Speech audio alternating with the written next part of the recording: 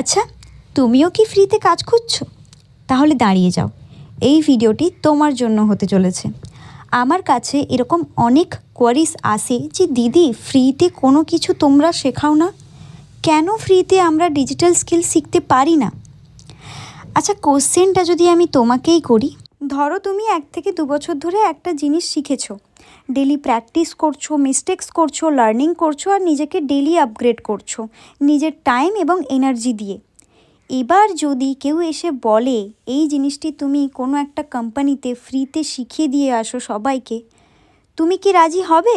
তাহলে বিষয়টি হচ্ছে এটাই, যখন কোনো মানুষ কোনো একটা জিনিস এফোর্টস লাগিয়ে স্যাক্রিফাইস করে সেই জিনিসটাকে শেখে, অন্য কাউকে কখনোই সে ফ্রিতে শেখাতে চাইবে না আর শেখাবেও না, কারণ সেটা তার আর্নিং সোর্স।